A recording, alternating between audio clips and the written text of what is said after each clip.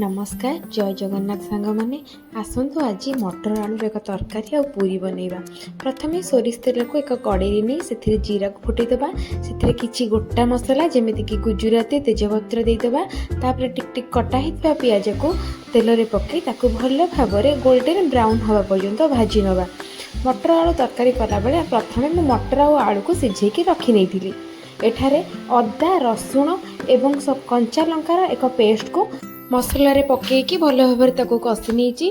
मसला टिके कषि ही आसिले से हलदी गुंड काश्मीरी लंका गुंड पकई देछि जेहेतु मो छोट झीटे अच्छी से खाइब।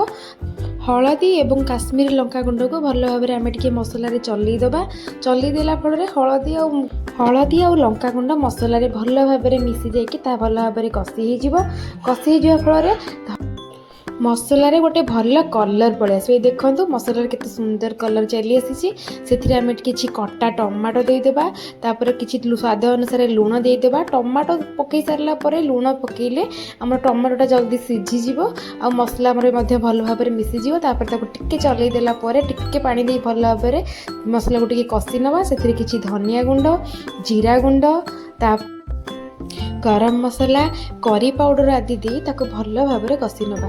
कषि नहीं सारा से किसी आम ये 2 टंकिया रुचिर गरम मसला मत टे भल लगे अलग किसी गरम मसला पकईले मत से बास्ना आसेना।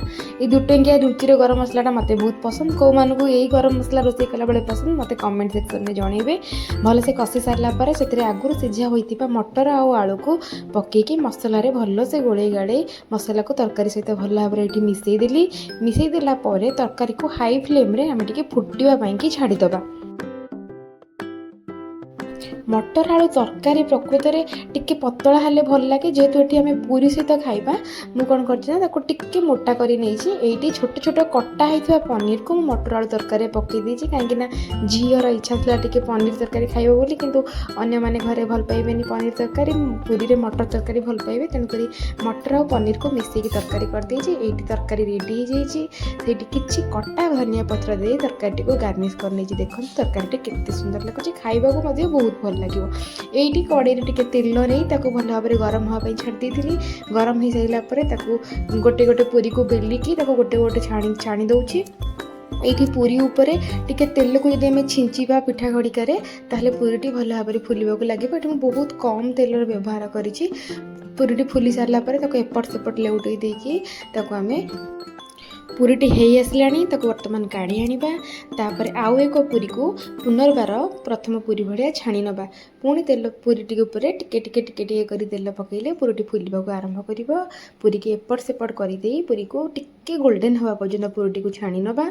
जेहेतु टिके गोल्डन है पर्यंत पूरी को छाणी नेले पूरीटी कंचा रहे और खाइबा को बहुत भल लगी था।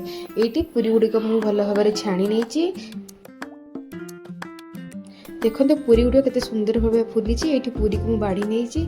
ये मटर आलू आ पनीर तरकारी रेडी हो जाइए खाइबापी बाड़ी देछि। समस्ते ये पूरी मटर तरकारी बनातु।